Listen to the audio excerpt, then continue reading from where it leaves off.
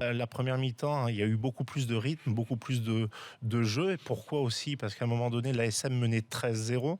Donc il fallait que Toulon revienne dans le score. En plus, avec le carton jaune des Clermontois, les Toulonnais, tout de suite, ont marqué. Alors que la deuxième mi-temps a été beaucoup plus cadenassée, on va dire.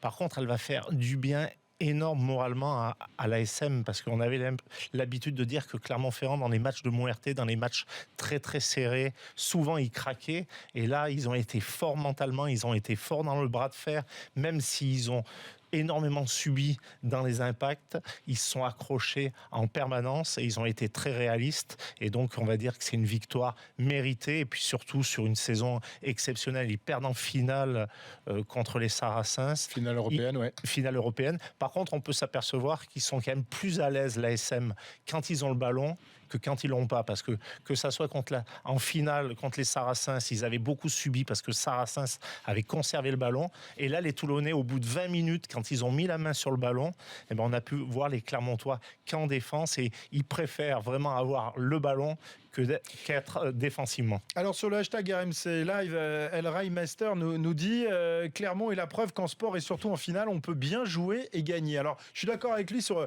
la première demi-heure de Clermont, qui a été vraiment, peut-être même pas la première demi-heure, les 20 premières minutes, mais ensuite le jeu de Clermont, Damien, je ne sais pas si tu es d'accord avec moi, c'est un peu délité. Effectivement, la puissance physique, les impacts qu'ont mis les Toulonnais, ils sont sans doute pour beaucoup, mais on n'a pas vu le meilleur Clermont de la saison malgré tout ce soir. Il y a eu ces deux essais marqués par deux phénomènes de notre championnat quand même. Les deux ailiers qui ont fait encore une partie remarquable. Les deux Fidjiens, un Toulonnais et un Clermontois. Qui est un très jeune joueur, et Tussova aussi. Voilà, qui ont montré encore tout leur talent et leur qualité fidjienne. Voilà, c'est vraiment fort ce qu'ils font.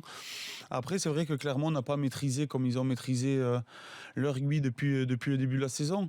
Mais est-ce que c'est pas Toulon qui leur a posé des difficultés, qui a conservé son ballon, qui, comme j'ai dit avant, leur puissance a fait qu'ils les ont épuisés, que Clermont, ils ont commis des fautes inhabituelles, et notamment une qui pouvait coûter cher, notamment le plaquage sans ballon sur Guiteau, qui ramène les Clermontois à 20 mètres leur ligne, et puis après encore une pénalité pour cette pénale touche. Voilà, ça pouvait se jouer sur un détail, mais voilà, la maîtrise notamment de Parra a fait et sa réussite a fait que Clermont ce soir mérite son titre.